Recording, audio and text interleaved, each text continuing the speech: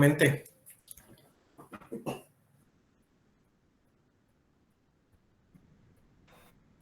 Buenas noches, licenciado. Buenas noches, licenciado. Gusto saludarles. Vamos a empezar. Noches, licenciado.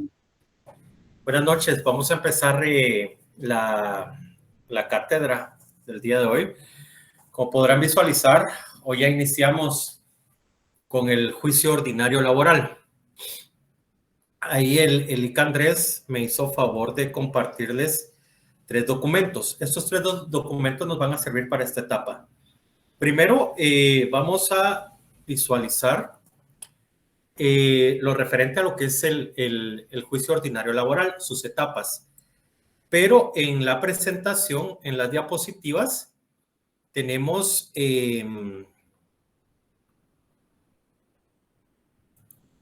las incidencias, digámoslo así, más importantes, ¿no? O sea, las incidencias generalizadas. En el esquema que les compartió el ICA Andrés, ahí ustedes van a poder visualizar el contenido íntegro de lo que es el juicio ordinario laboral, desde la presentación de la demanda hasta la vía ejecutiva, si no estoy mal. ¿Sí? Entonces, en esta segunda diapositiva, aquí quiero que tengamos 3 documentos en mano. Primero, el acuerdo 48-2017 que les acaba de compartir el ICA Andrés.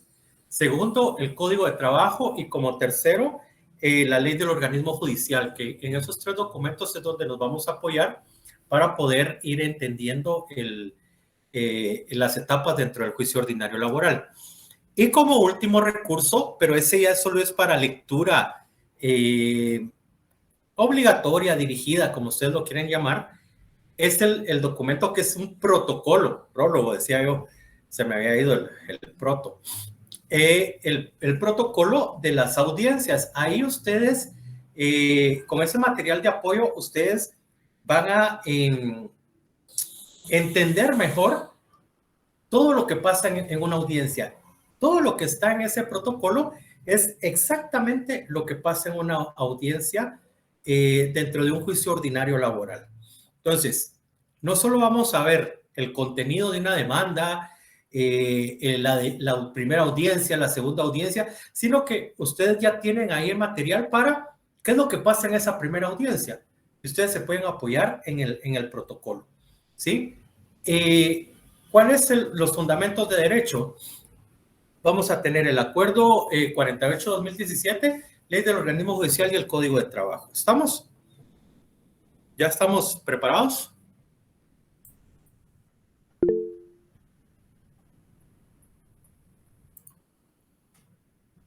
Buenas noches, licenciado, ya estamos preparados. Muchas gracias. Bueno, como primer punto, vamos a tener la justificación. Esto lo vamos a encontrar en el segundo considerando del acuerdo 48-2017. ¿Alguien que le pueda dar lectura, por favor? Segundo considerando.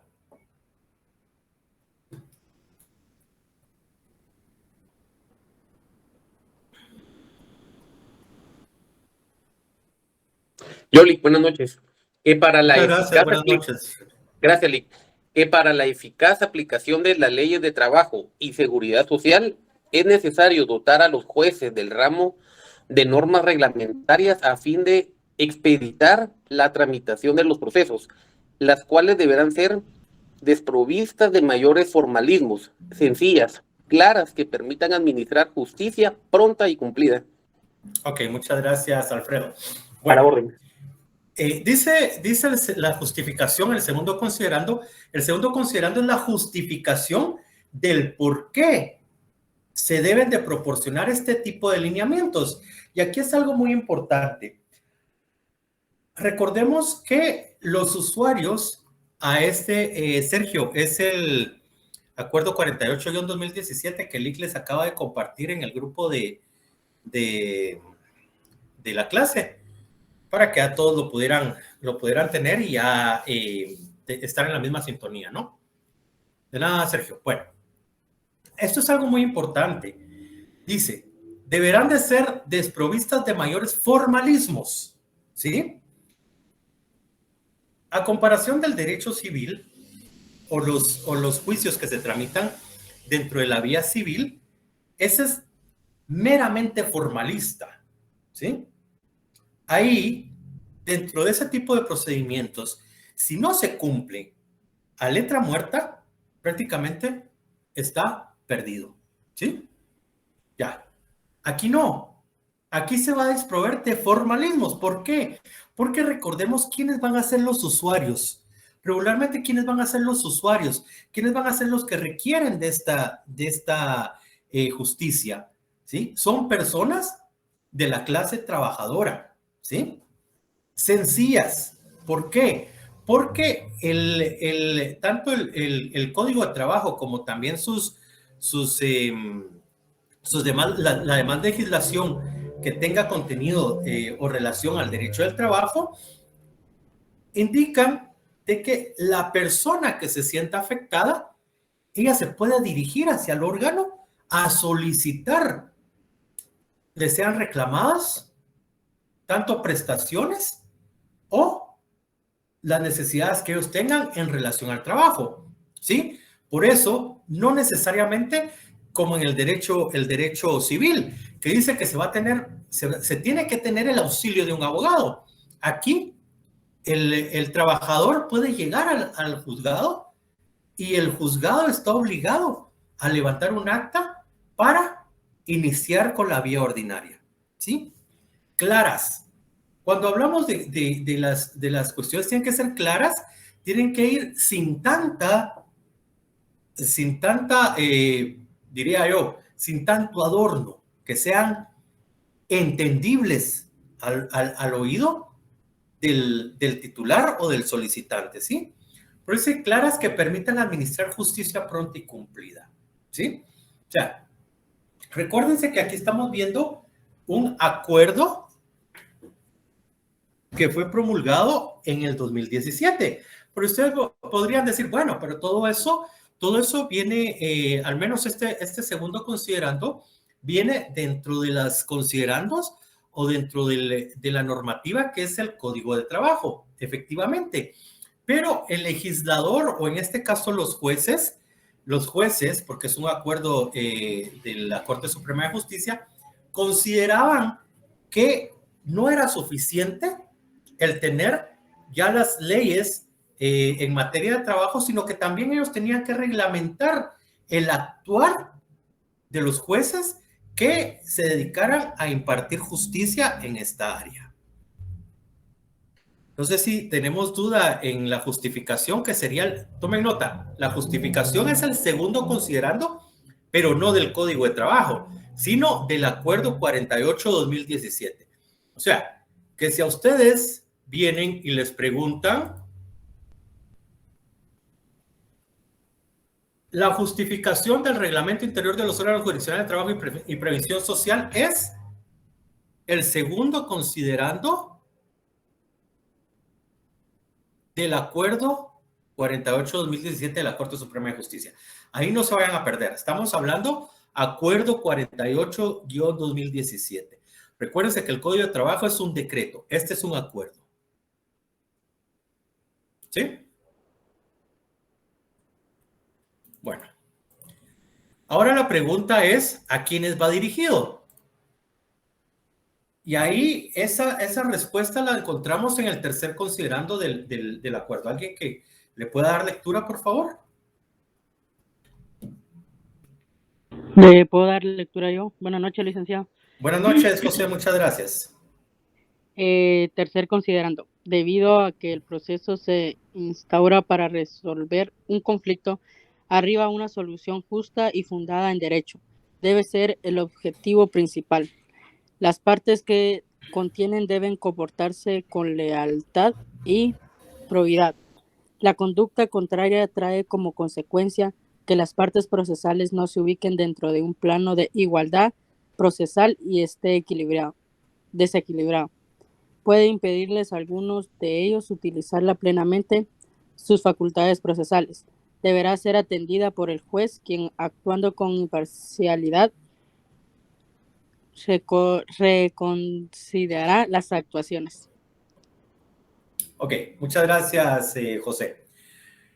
Aquí hablamos de, el proceso se va a instaurar para resolver un conflicto, ¿sí? Ahí no tenemos ningún pierde. Ahí ustedes, bueno, como abogados, pero hasta cierto punto podrían ser como trabajadores, porque pueden estar prestando asesorías o pueden estar dirigiendo departamentos jurídicos en determinadas empresas, y obviamente ustedes también hasta cierto punto que se sientan vulnerados en sus derechos laborales, tienen la doble, ahí sí que la doble moralidad, digámoslo así, de presentar o que se les restituya dentro de esas faltas laborales que ustedes consideren afectados, ¿no? Entonces, dice, debido a que el proceso se instaura para resolver un conflicto, tiene que existir un conflicto, ¿sí? No es de que nos levantamos el día miércoles y voy a presentar una demanda ordinaria laboral. No, tiene que existir un conflicto, ¿sí? Ya sea individual o colectivo, pero el conflicto debe estar. Arribar a una solución justa y fundada en derecho.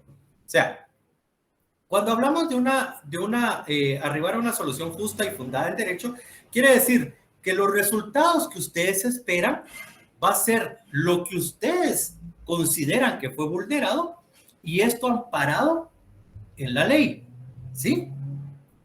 Debe ser el objetivo principal, ¿ya? Las partes que contienden deben comportarse con lealtad y probidad, ¿sí? Aquí estamos hablando de tanto actor como demandado deben ser probos y leales, ¿ya? La conducta contraria a la lealtad y probidad trae como consecuencia que las partes procesales no se ubiquen dentro de un plano de igualdad procesal. Y este desequilibrio puede impedirles a algunos de ellos utilizar plenamente sus facultades procesales. O sea, ¿qué se considera de que desde el momento, como decimos en buen chapín, actuamos con el hígado en la mano, perdemos el rumbo, ¿sí?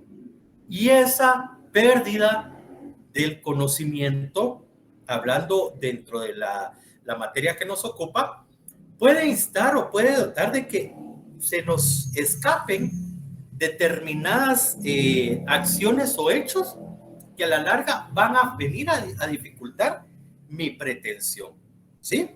O sea, cuando eso pasa, deberá de ser atendido por el juez, quien actuando con imparcialidad reconducirá las actuaciones. O sea, quiere decir de que si dentro de esa sala donde están las dos partes empieza como, perdónenme la expresión, empieza la trifulca y cada quien baja lo que está vendiendo y se empiezan a agredir, la obligación del juez es regresar al orden, ¿sí?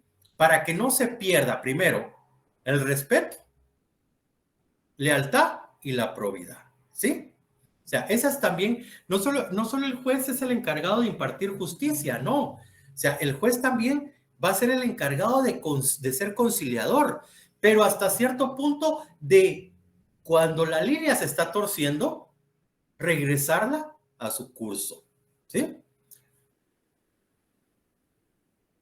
¿Entendemos aquí? ¿Qué es lo que nos trata de decir el tercer considerando?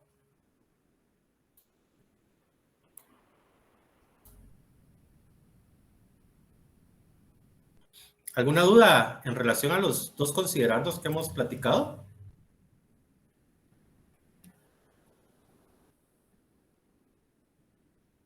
Leslie dice no hay duda. Luis Fernando, por favor.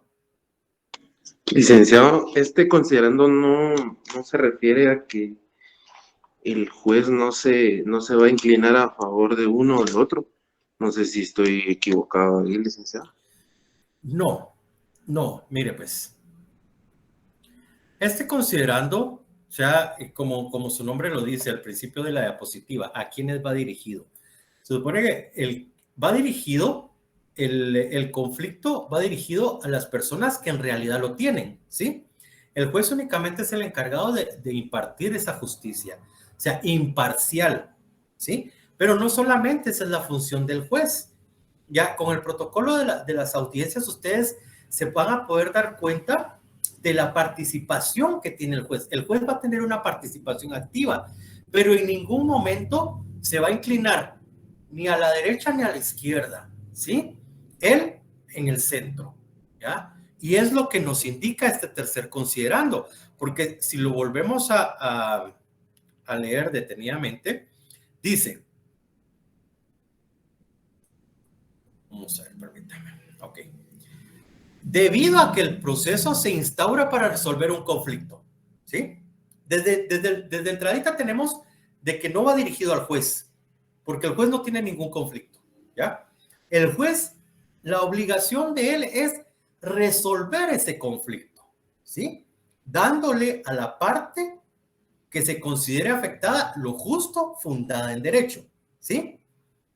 Debido a que el proceso se instaura para resolver un conflicto, arribar a una solución justa y fundada en derecho. O sea, la intención de llegar a un juicio ordinario laboral, hay excepciones, claro, es arribar a una solución justa, ¿sí? Yo estoy reclamando lo que en derecho me corresponde y lo que yo considero justo, ¿sí? Ya, si el patrono se va a pegar a esa petición porque también él considera que es justo. Y si ustedes le pueden dar, pueden abrir el documento, el protocolo, y ahí ustedes van a ver en lo primero, lo de entradita, y esto solo es como apoyo, esto no se los voy a poner dentro de la ventana, solo para que lo abran. ¿Ya lo abrieron?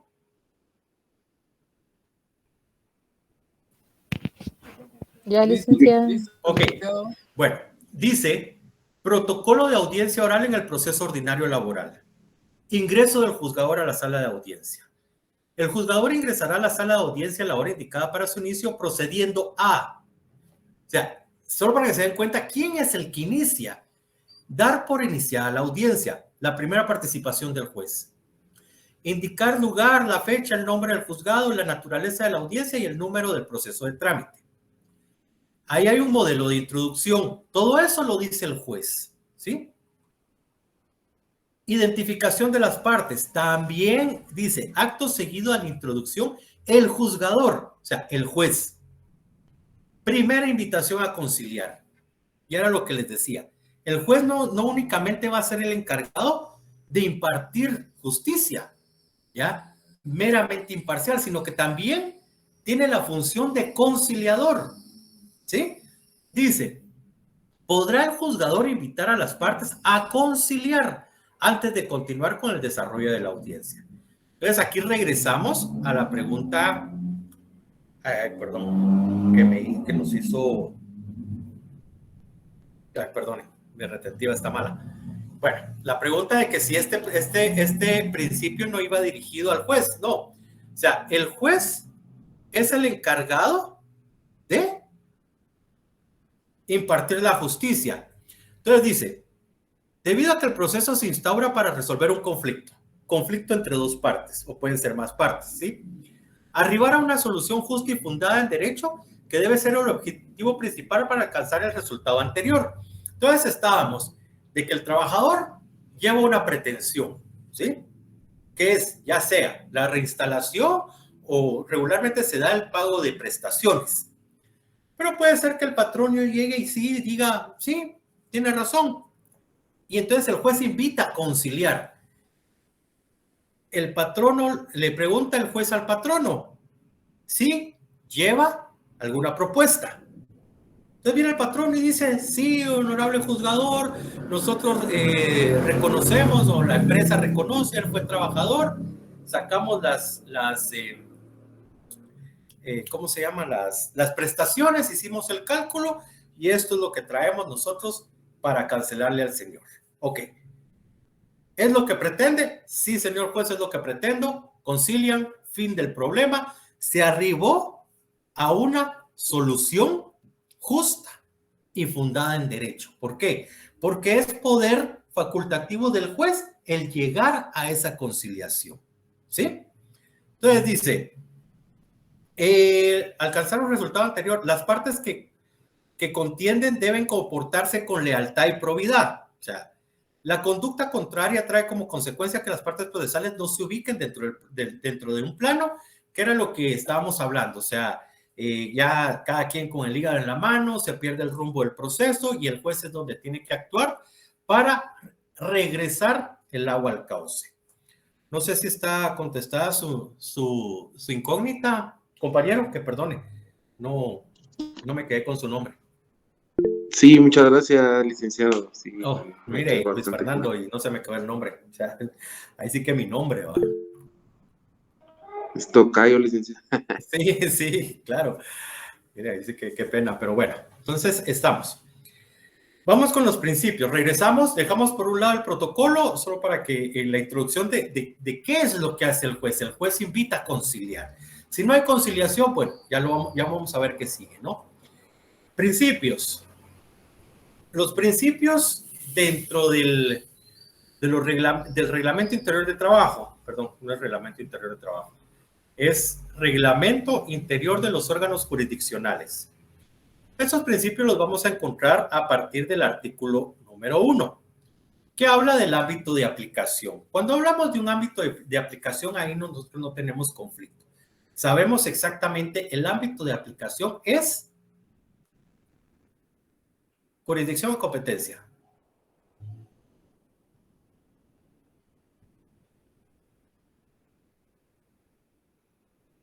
¿Compañeros?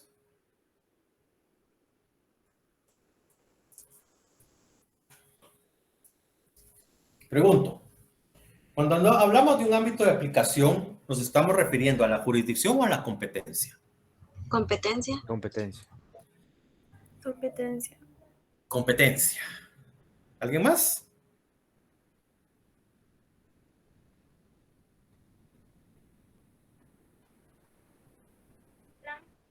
Yo pienso que es jurisdicción, Lipe.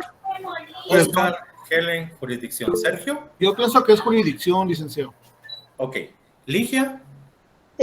Buenas noches, licenciado. Jurisdicción. Buenas noches. Muy bien, muchas gracias. Es correcto. Wendoli, es correcto. Es jurisdicción, ¿sí?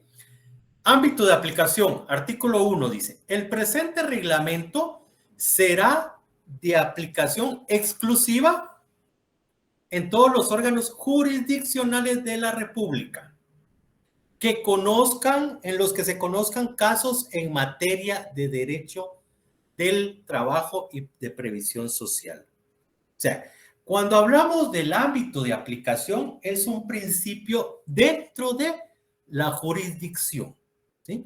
La competencia ya va a ser el límite. Por ejemplo, el límite del departamento de Guatemala, del departamento de Quetzaltenango, del departamento de Petén. Ámbito de aplicación, jurisdicción, ¿sí? Porque se extiende a todos los juzgados que tengan o que contengan esa competencia en materia ordinaria laboral y de previsión social, ¿sí? Por ejemplo, si vamos a un juzgado de orden penal a querer aplicar este reglamento, definitivamente ahí estamos fuera del ámbito de aplicación, porque no es ni jurisdicción ni competencia de los tribunales en materia penal, ¿sí? ¿Entendimos el artículo 1 del ámbito de aplicación?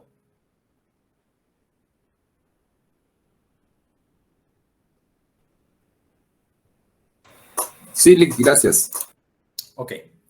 Funcionamiento. Artículo 2. El funcionamiento de los órganos jurisdiccionales que conozcan en materia de trabajo y de previsión social se orientará a cumplir principios, valores y objetivos de una administración de justicia pronta, cumplida y de calidad. O sea, aquí tenemos, bueno, que decimos nosotros, ese artículo es aplicable a todas las materias, ¿no? A todas las áreas, a todas las ramas, pero específicamente también en el área de trabajo, y por eso lo recalcan los magistrados de la Corte Suprema de Justicia. El derecho de trabajo es considerado, o bueno, a título personal, es considerado como el derecho a pedir una pensión alimenticia. O sea, cuando hablamos de un juicio oral de pensión alimenticia, debe de ser lo más pronto posible que se termine o que se decrete una pensión, ¿sí? ¿Por qué? Porque definitivamente lo que ustedes o lo que sus clientes van a reclamar son alimentos. Imagínense un proceso de alimentos que se tramitara en un tiempo como el que llevara, como que fuera un juicio ordinario de divorcio o cualquier juicio ordinario. Imagínense, primero el muchachito cumple 18 años y el asunto no se ha dilucidado, ¿sí? De igual forma, son los procesos de trabajo donde se están peleando, donde está requiriendo el pago de prestaciones, ¿sí? Tiene que ser pronto, ¿ya? Tiene que ser un juicio, llamémoslo así, sumario, un juicio corto, en teoría, porque lo que se está reclamando es dinero que obviamente no se tiene, ¿sí? Regularmente la costumbre no es algo que esté en ley. La costumbre es de que si ustedes van a asesorar a un trabajador, obviamente el trabajador lo despidieron, no le pagaron, está buscando trabajo, tiene familia que mantener y encima de eso pagar abogado. Entonces, la costumbre es de que uno cobra al final del camino, ¿sí? Entonces, se entiende de que no hay plata para trabajarlo, ¿sí? De igual forma, dentro de los juicios de pensiones de alimentos, o sea, si lo que se está requiriendo es dinero porque no tengo para darle de comer a mis hijos, pero necesito el auxilio de un abogado, obviamente, la costumbre es de que uno cobra al terminar, y si esa pensión, hablando de los juicios de alimentos, es acorde a poder pagar también los servicios de un abogado. Porque imagínense, yo hace mucho tiempo escuchaba de y fue muy famosa en los corredores de tribunales, una pensión que se decretó en 30 quetzales mensuales. O sea, imagínense, ustedes se ponen a pensar, esa mujer que con 30 quetzales mensuales le tenía que dar de comer a su hijo, y encima de eso, pagar abogado, ¿no? Que se entiende alimentos, encierra todo, ¿no? Encierra vestuario, educación y alimentos. O sea, ustedes se pueden imaginar eso. Entonces, el funcionamiento de estos órganos jurisdiccionales que contengan en materia de derecho, trabajo y previsión social, se orientarán a cumplir los principios, valores y objetivos de una administración de justicia pronta, ¿sí? Cumplida y de calidad, perdón. ¿Tenemos alguna duda en relación al artículo 2?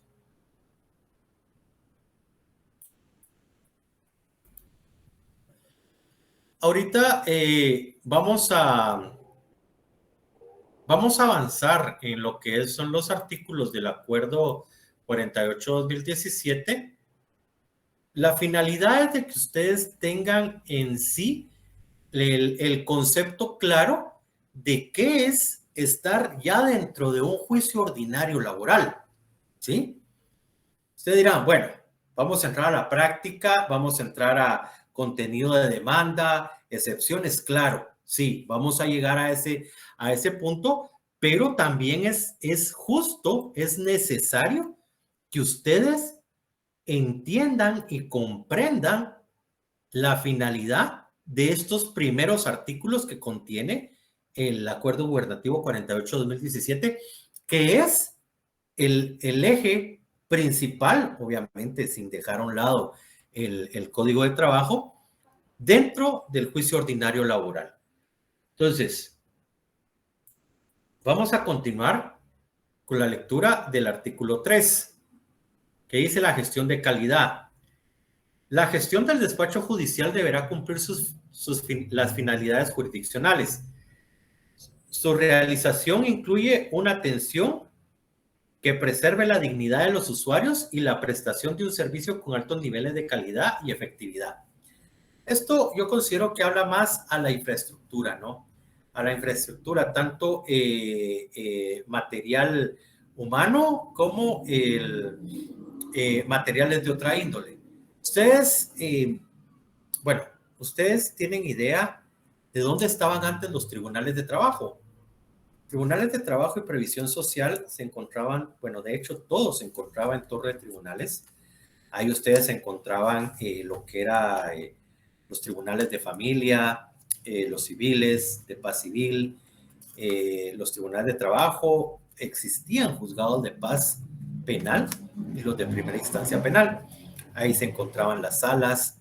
Entonces, llega un momento en que todo ese espacio físico tiende a ser, digámoslo así, obsoleto, reducido. ¿Ya? Y fue así como se fueron dividiendo los órganos jurisdiccionales. Y esos órganos jurisdiccionales ya se fueron por materia, ¿sí?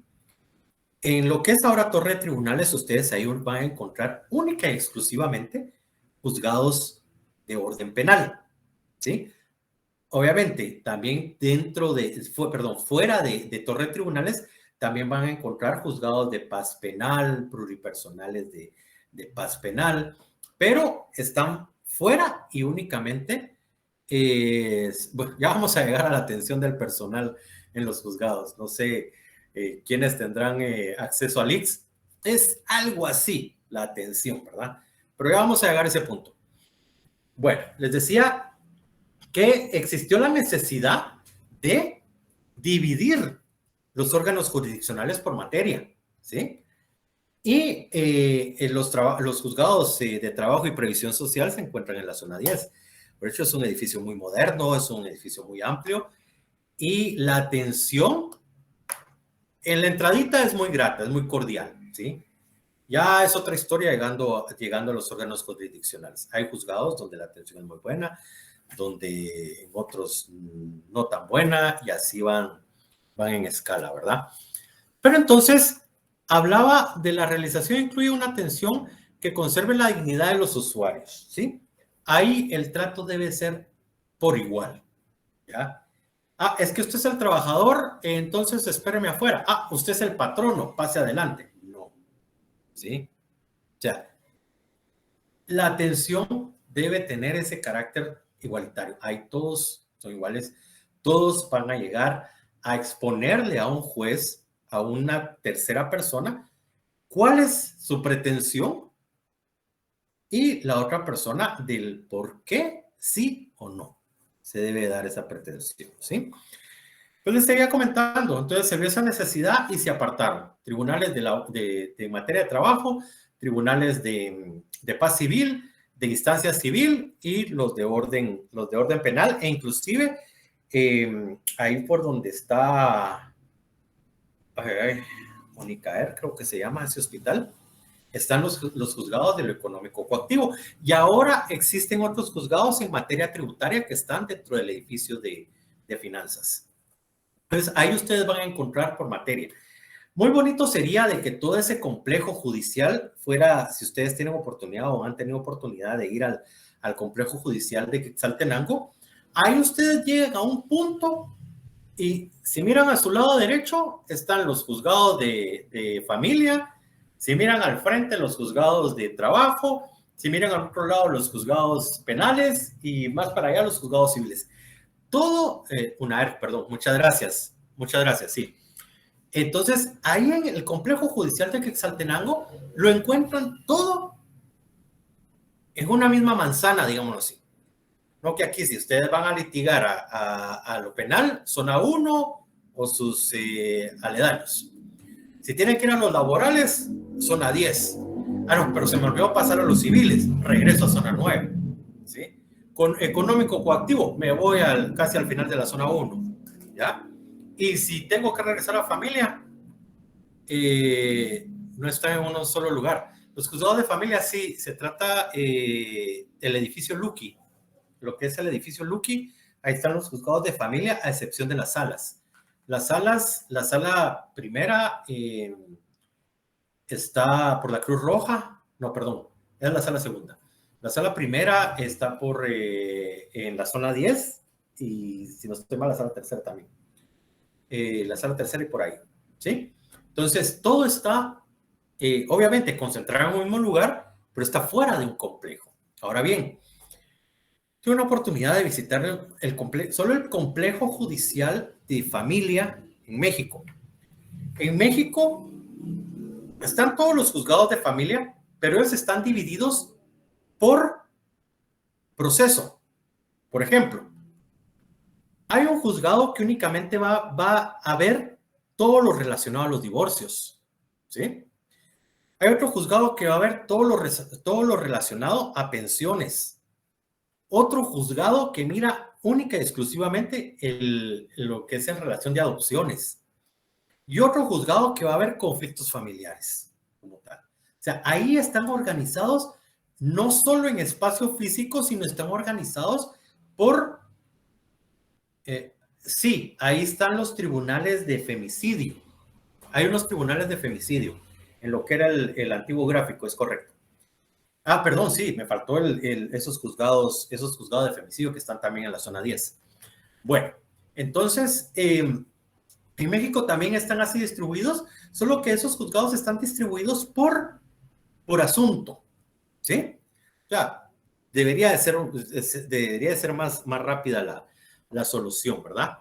Pero bueno, seguimos con el artículo 4, que es el principio de exclusividad de la función jurisdiccional. El funcionamiento de los órganos jurisdiccionales de trabajo y previsión social no podrá afectar el principio según el cual la función jurisdiccional corresponde a jueces y magistrados. Consecuentemente, las funciones del personal auxiliar y administrativo tendrán como fin facilitar el ejercicio de esa función. ¿Qué entendemos por ese principio?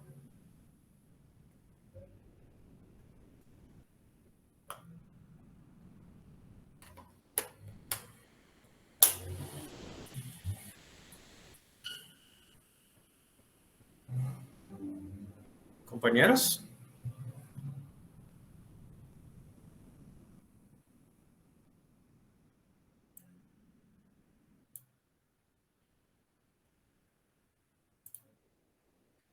Perdón, compañeros, ¿me escuchan?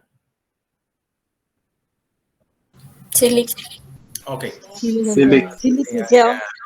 Ya me molestaban los audífonos, mejor me los quité. Bueno, entonces, ¿cómo entendemos nosotros por ese principio? Principio de exclusividad de la función jurisdiccional.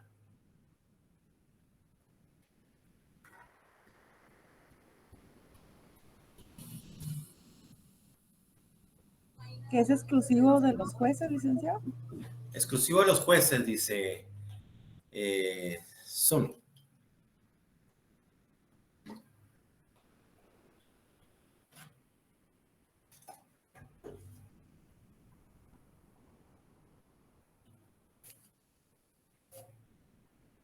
Yo entiendo que nadie más puede ejercer esa función, Lick. Sí, Oscar fue. Ajá. ¿Alguien más?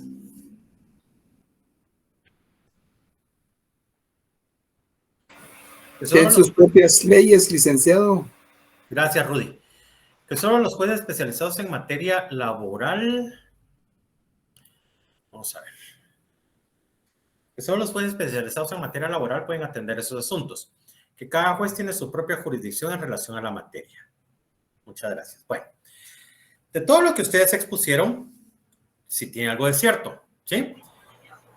El funcionamiento de los órganos jurisdiccionales de trabajo y previsión social no podrá afectar el principio según el cual la función jurisdiccional corresponde a jueces y magistrados. Consecuentemente, las funciones del personal auxiliar y administrativo tendrán como fin facilitar el ejercicio de esa función. ¿Qué quiere decir? Que, como ustedes dicen, ustedes se quedaron únicamente que esa función pertenece únicamente a los jueces y magistrados. Agreguémosle magistrados, ¿sí? Pero era lo que cuando dice, no podrá afectar el principio según el cual la función jurisdiccional corresponde a jueces y magistrados. Aquí se habla ya de que el trabajo no únicamente va a ser exclusivo de jueces y magistrados, ¿sí? Sino que también esas funciones van hacia el personal auxiliar y administrativo, ¿ya? Que ellos van a coadyuvar el trabajo de estas personas para elaborar su función, ¿sí? O sea, que el órgano administrativo no solo se va a reducir a la función de jueces y magistrados, sino que ahí se va a incluir a todo el personal para facilitar o coadyuvar el buen funcionamiento del órgano jurisdiccional. ¿Sí? ¿Me explico? Sí, Lic.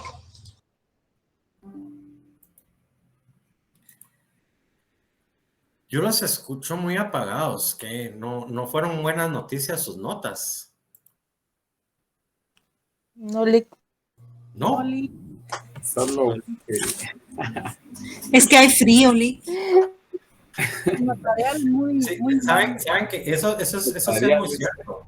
Ah, en otra clase. Notariado. No, hombre, en serio, notariado. Luis Fernando, por favor. Licenciado, le puedo hacer una pregunta, disculpe. Dígame. Cuando usted dice que también es función del personal, disculpe, tal vez no puse atención o me distraje, ¿a quién específicamente se refiere, licenciado? Cuando hablamos de las funciones del personal auxiliar. Sí, licenciado. Ok, mire pues. Todos entendemos que los tribunales se van a componer ¿por qué? Por juez, secretario, oficiales, ¿sí? ¿Quién va a ser el encargado de administrar el juzgado? El administrador de un juzgado va a ser el secretario, ¿sí? Los auxiliares son los oficiales, notificadores y cuanta persona esté dentro del órgano jurisdiccional. E inclusive permítame, Sergio, podríamos decir que hasta los notarios son auxiliares de los tribunales. ¿Por qué? Porque cuando un notificador o no se puede realizar una notificación, la ley faculta al notario discernirle ese cargo para realizar la notificación. Y es donde se convierte en notario notificador. Es un auxiliar también el notario. Sergio, por favor. Gracias, licenciado. Sí, efectivamente, y esa es la ventaja de que vea únicamente la materia laboral, ¿verdad, licenciado? Porque permite que tanto los jueces como todos los que trabajen ahí se especialicen y manejen bien los temas. Es correcto. Algo que no sucede, por ejemplo, con el tema civil, ¿verdad? O las otras, pero el tema civil que ve temas de pensión alimenticia, divorcios. Es correcto, sí. Esa es la ventaja que da el manejar específicamente esta materia. Gracias, licenciado. Sí, gracias, Sergio. Efectivamente, el día de ayer tuve la oportunidad, no conocía yo al juzgado de paz de Zaragoza, en Chimaltenango, y resulta que tenía que realizar una diligencia en ese juzgado. Yo llegué, como no lo conocía, es un órgano jurisdiccional que no conocía, y solo en la entradita dice juzgado de paz. O sea, eso es lo que dice. Bueno, pues cuando yo entré, yo vi el mobiliario y la percepción que yo tuve es que era un juzgado de paz penal. Entonces, bueno, dije, no es aquí donde yo vengo, porque yo iba a un juzgado de paz civil. Entonces le pregunto al comisario y me dice, efectivamente, licenciado, aquí es juzgado de paz penal, civil, trabajo, familia. Imagínense ustedes. Es cierto, Zaragoza es un municipio, ¿ya? Pero demográficamente es bastante grande para un juzgado de paz que vea las 4 áreas. Entonces, ahí se podría dar ese conflicto, ¿verdad? Lo que nos explicaba Sergio, ya de que es mejor de que esa funcionabilidad sea exclusiva en la materia para poder, principio de exclusividad de la función jurisdiccional, para poder ejercer mejor sus funciones. ¿Estamos? Luis Fernando. Sí, licenciado, muy amable, le agradezco bastante. Ok, bueno, entonces, como les repetía, los veo muy apagados, pero no, hombre, notariado sale. ¿Qué notariado es el que están viendo? Perdóneme que ya perdí yo esa noción. El 1. Uno, licenciado, introducción al notariado. Introducción al notariado. ¿Y quién les da? La licenciada Mechulín. Bueno, sigamos con la cátedra mejor. Bueno. Sí, ahí sí que... Bueno, ¿qué les puedo Más decir? ánimo nos dio. No se Con malinterprete. eso nos dijo todo, Lick. ¿Manda María Alejandra? Con eso nos dijo todo. No, créanme, va a salir. Ya, yo creo en ustedes, van a ver que sí la van a sacar. Bueno, sigamos. Accesibilidad. Artículo 5. Los órganos jurisdiccionales de trabajo y previsión social deben facilitar. Claro que sí, claro que sí. Ya saben, cualquier duda que ustedes tengan, estamos a sus órdenes, ¿oyeron? Deben de facilitar el acceso al servicio a todos los usuarios sin discriminación alguna. Era lo que les platicaba.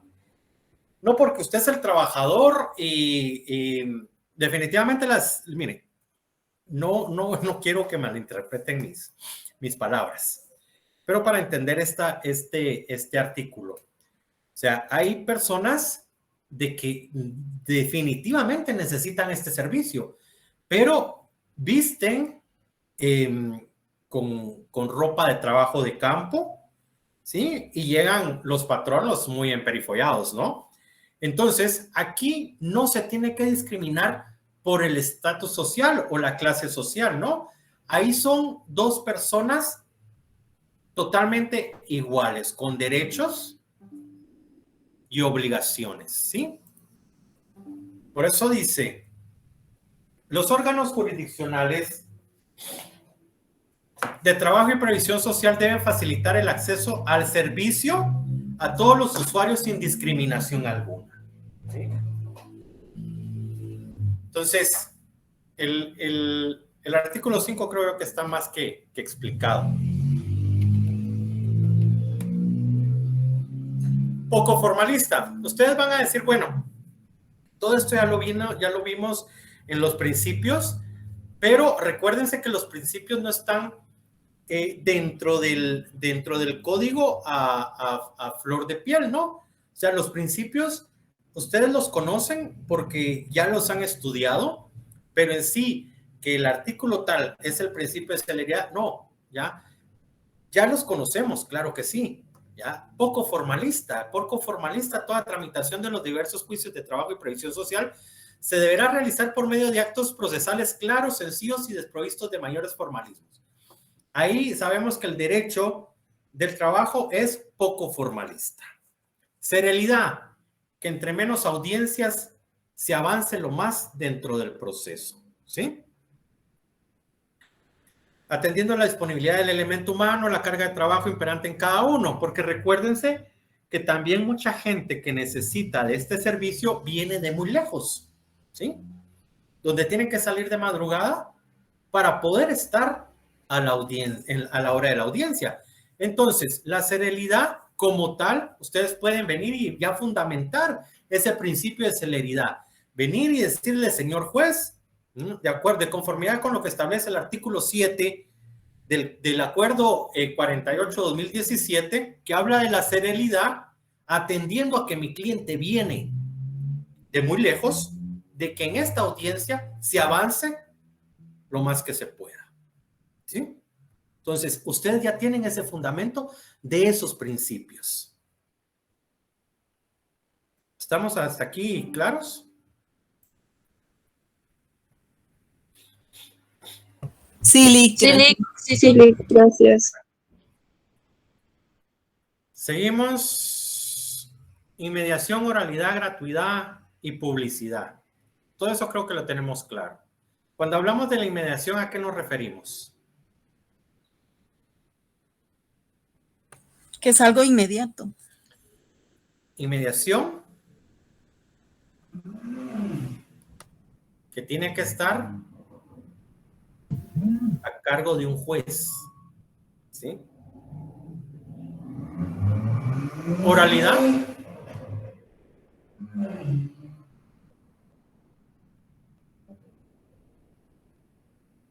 Compañeros, oralidad. ¿No hay nada escrito, Lick? ¿Es correcto, María Alejandra? Gratuidad. Entiéndase que la gratuidad va a ser para los servicios que prestan los órganos jurisdiccionales. Obviamente, va a llegar un momento en que ustedes como profesionales van a hacer esa obra social, ¿sí? Y pueden venir y decir, bueno, este proceso va a ser gratuito para la persona.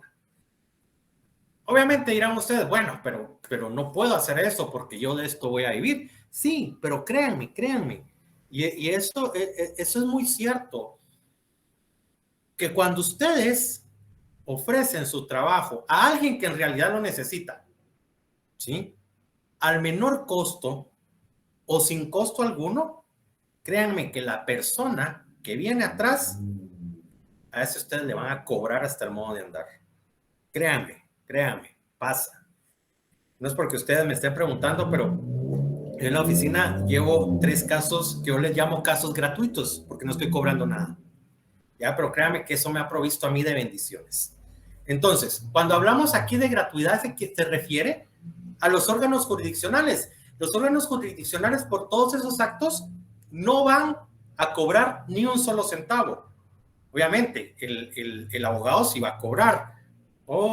Y si tampoco tiene el de atrás, no, créanme que no, ahí Ligia, perdón, ahí a veces se rompe esa regla, al menos en mi caso, esa regla no existe. Viera que el que viene de atrás siempre tiene, y ahí me cobro yo lo que le hubiera podido cobrar al que le estoy trabajando así.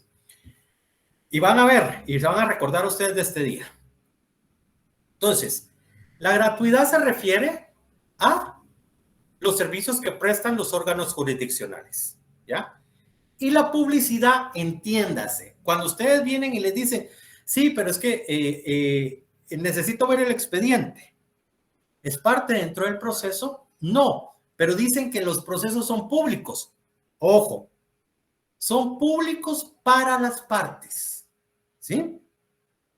No, Dios provee, que es correcto. Sí, así es. Eso sí, a cualquier persona. Recuérdense que la educación no pelea con nadie, así es. Bueno, entonces, es público para las partes, ¿sí? Mire, pero es que uno de los principios dice que el proceso debe de ser público, sí, pero para las partes, ¿ya?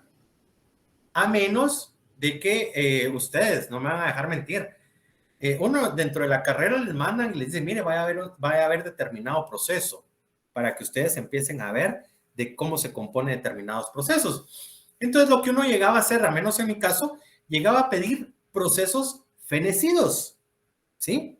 Terminados. ¿Por qué? Porque entonces ahí sí se puede dar esa publicidad con fines académicos, obviamente, ¿ya? Pero mientras el proceso se encuentre en litigio, no se puede hacer público. Es tener acceso a procesos. Es tener acceso a los procesos, pero cuando se es parte dentro del proceso. ¿Sí?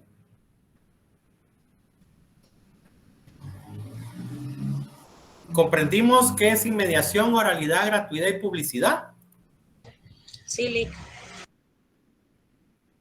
Muy bien, como les digo, estos principios ya ustedes los habían estudiado anteriormente, pero aquí ya estamos con el fundamento de ley o de derecho.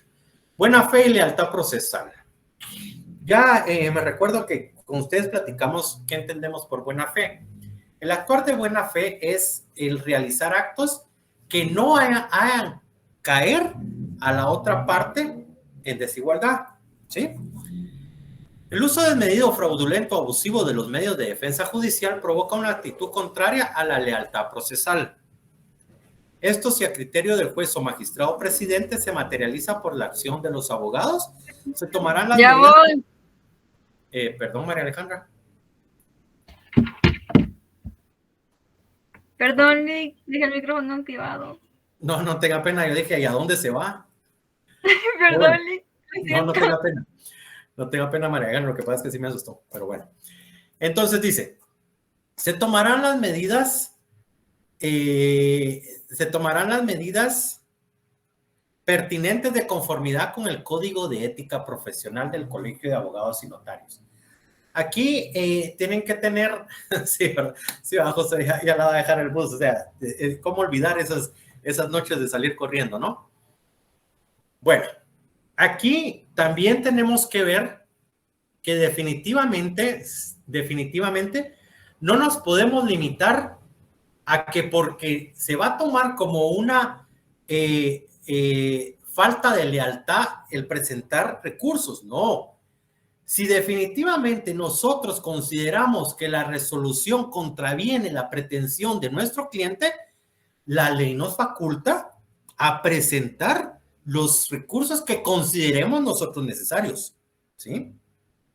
Ahora bien, si solo por retrasar el proceso vamos a presentar los recursos, entonces ahí sí ya caemos en esa falta de lealtad, ¿sí?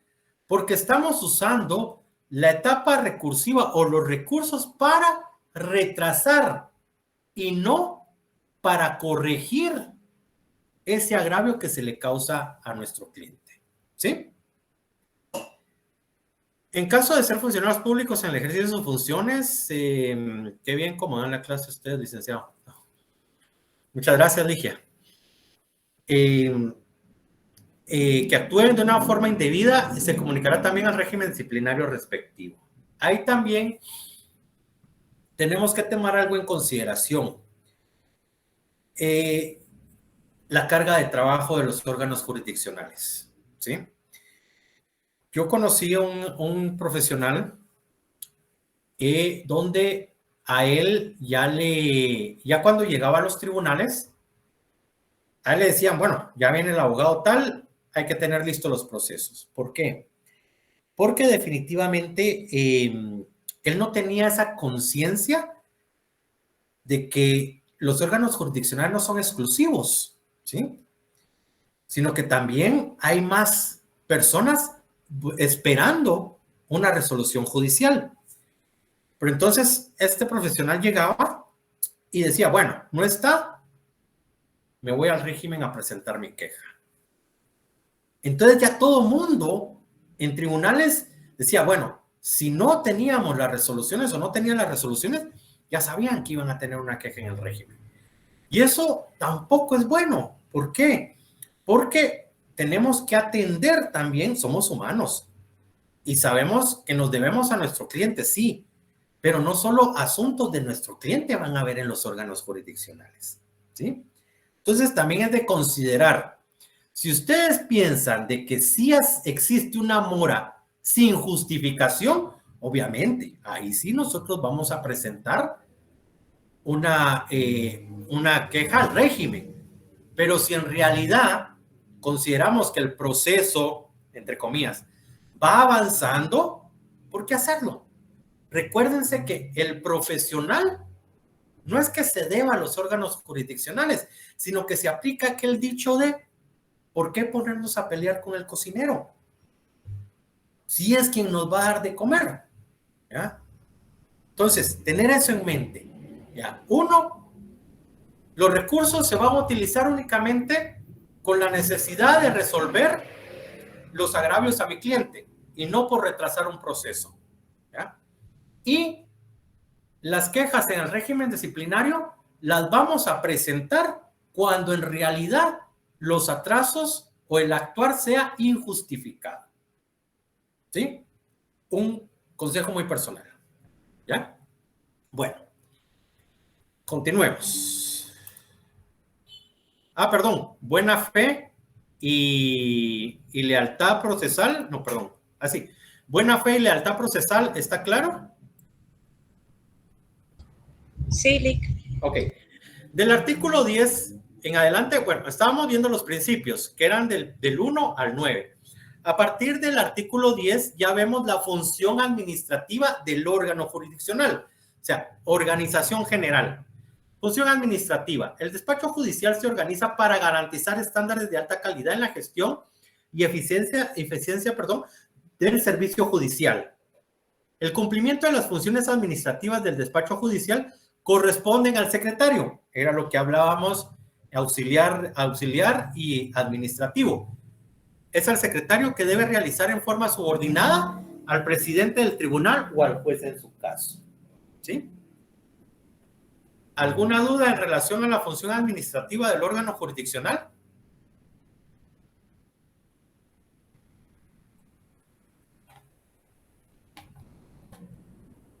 Si a ustedes en su examen técnico profesional del derecho del trabajo, derecho laboral, les preguntan ¿quién es el administrador de un tribunal? ¿Cuál es su respuesta? ¿El secretario? Correcto, el secretario. Artículo 11. Coordinación interna. El despacho judicial es único en cualquiera, es correcto, Ligia, en cualquiera de sus denominaciones como juzgado, tribunal o sala de apelaciones. En los lugares en donde considere oportuno para garantizar un servicio efectivo y continuo, se podrán nombrar varios jueces en un mismo despacho judicial. Es lo que pasa ahora. Ya vimos los órganos pluripersonales, colegiados y mixtos. Aquí estamos hablando de un órgano jurisdiccional. ¿Qué? Se podrán nombrar varios jueces. ¿Será que es un pluripersonal, colegiado o un mixto? Es un pluripersonal. Es correcto, María Alejandra y Oscar. Pluripersonal. Ligia, por favor. Pluripersonal, licenciado. Sí, Ligia, muchas gracias. Pluripersonal. ¿Sí? Los distintos despachos judiciales mantendrán coordinación entre sí con el propósito de optimizar los recursos humanos y materiales para el efectivo cumplimiento de sus funciones y se podrá conformar unidades internas que deberán coordinar acciones bajo la dirección del superior jerárquico del órgano jurisdiccional correspondiente. ¿Quién es el superior jerárquico del órgano jurisdiccional? Sabemos que el administrador va a ser el secretario. ¿Y el órgano, el superior jerárquico? El presidente. El juez. El juez. El juez, magistrado presidente, el juez presidente del tribunal, ellos son el superior jerárquico. Para efecto de lo anterior y evitar la demora en el trámite de los procesos, se podrán instalar unidades administrativas de servicios comunes a todos los despachos judiciales de trabajo y previsión social. Coordinación externa. El secretario, bajo la supervisión del superior jerárquico del órgano jurisdiccional, deberá realizar las gestiones pertinentes para mantener la coordinación y comunicación con distintas dependencias que pudieran involucrarse en los procedimientos de derecho del trabajo y previsión social, como el Ministerio de Trabajo, la Policía Nacional Civil, Ministerio Público, la Procuraduría General de la Nación, entre otras, con el fin de optimizar los recursos y garantizar la efectiva realización de las audiencias. O sea que no solo va a existir una coordinación interna, ¿sí? Sino que también va a haber una coordinación externa a fin de encontrar un resultado pronto y eficaz y justo para la resolución del conflicto. Y esa coordinación externa se va a dirigir hacia las entidades que puedan tener o puedan ejercer un rol dentro del procedimiento, ¿sí? Regularmente, cuando las demandas van en contra del Estado, quien tiene que estar es el representante del Estado. ¿Y quién es ese representante?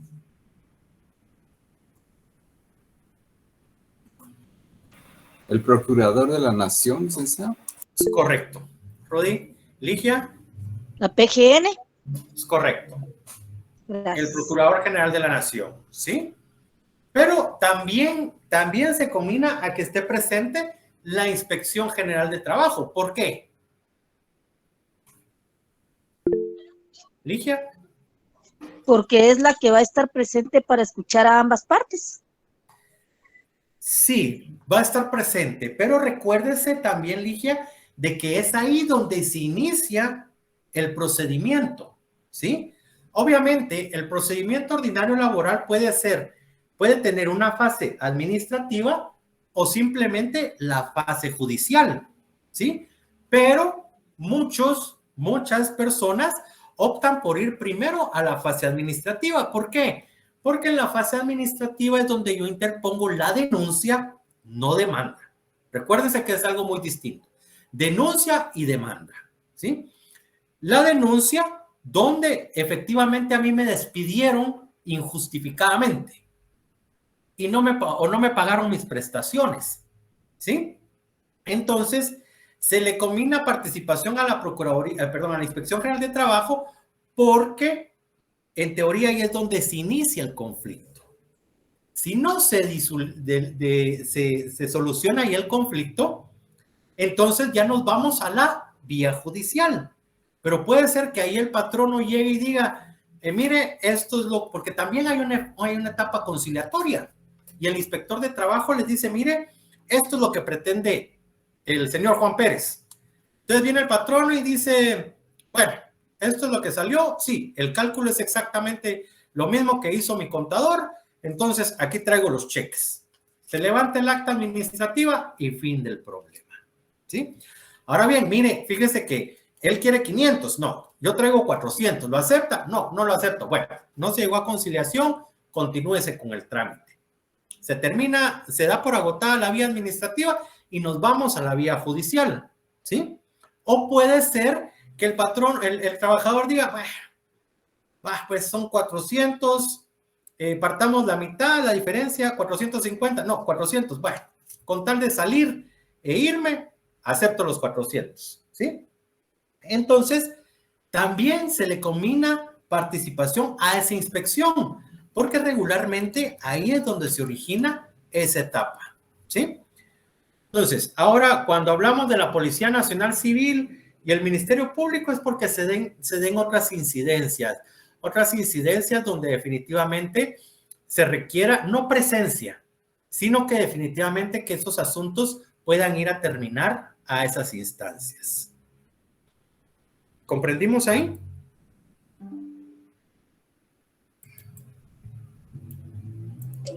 Sí, ok. Sí, licenciado. Vamos a terminar estos últimos 2 artículos porque de ahí ya nos tocaría la fase de la audiencia.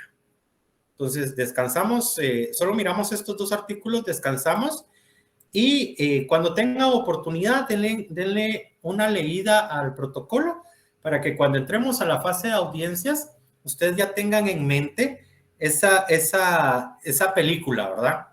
¿Qué se hace en la primera audiencia? Así, cuando hablamos de una introducción, ya sabemos que el juez entra, verifica la presencia y bla, bla, bla, ¿sí? Bueno, ambiente de trabajo. El secretario y el superior jerárquico, que ya sabemos quién es, del órgano jurisdiccional que corresponda, deberán realizar los esfuerzos necesarios para mantener el ambiente de trabajo en armonía, dignidad y respeto en el trato interno y a las personas que asisten a sus instalaciones. Definitivamente, yo soy de la idea, bueno, gracias a Dios yo ya tengo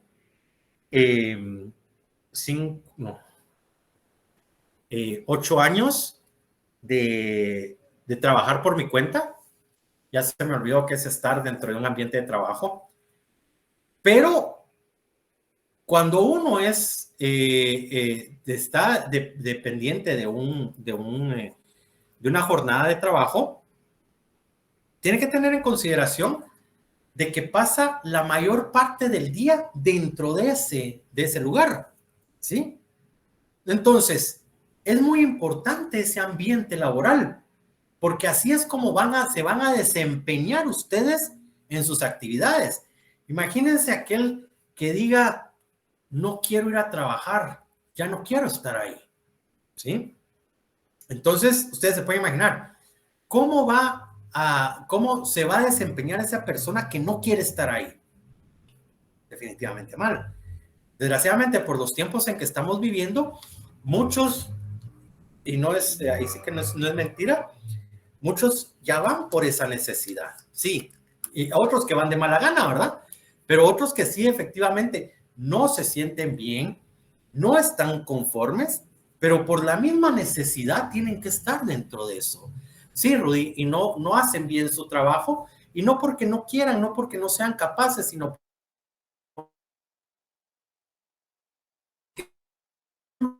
que hagan bien agradable lo que ven a los trabajadores y también los... ¿Sí? Entonces, no me recuerdo. Y otra anécdota. En mi vida laboral, yo pasé por el Congreso de la República. Estaba asignado a un despacho de una bancada donde en realidad el trato al personal era tan malo que yo renuncié 3 veces y nunca me aceptaron mi renuncia, ¿ya? Pero porque yo no me sentía cómodo, o sea, era una persona tan prepotente y yo no me podía quedar callado. Entonces ya los dos chocábamos, pero como esta persona era el diputado y el tener ese título de diputado, entonces los hace dioses. Dios me guarde a alguien que se le subleve. Dentro de ese año que yo estuve, el primer año me recuerdo, yo presenté mi carta de renuncia 3 veces y no me la aceptaron. Entonces, ¿cómo podía yo desempeñarme o desenvolverme al 100 cuando no? El ambiente laboral no era el mejor como para estar ahí 8, 9 horas diarias. Entonces es muy importante ese ambiente de trabajo. Y esa misma energía se transmite hacia el usuario, porque si la persona o el funcionario o el empleado, en este caso, no se siente bien, ¿qué atención le puede dar a la persona que llega sin saber nada? ¿Sí? O sea, esa mala vibra, esa mala energía se transmite hacia afuera. Entonces ya sale uno como usuario, llegué sin saber nada y salí peor, ¿sí? Es muy importante entonces, no solamente en el ámbito jurisdiccional, ¿verdad? Sino que en todo ámbito laboral es muy importante el ambiente de trabajo. Obligatoriedad del uso del sistema de gestión de tribunales. Esto ya es más administrativo en relación a los programas que se utilizan. Todo debe de estar dentro del sistema de gestión de tribunales o el SGT, que es el programa donde se carga la demanda desde su inicio y todas las actuaciones, ¿sí? Entonces, con esto nosotros terminamos lo que es la fase o la organización general de los tribunales o de los órganos jurisdiccionales en materia de trabajo.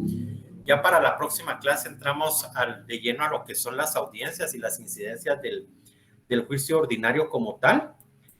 Y que también, de todos modos, esto va regulado y fundamentado tanto en este acuerdo, ahí ya lo vamos a complementar con el Código de Trabajo a partir del artículo juicio ordinario. ¿Quién lo tiene a la mano?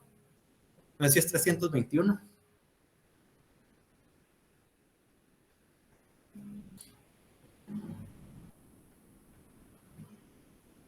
Compañeros.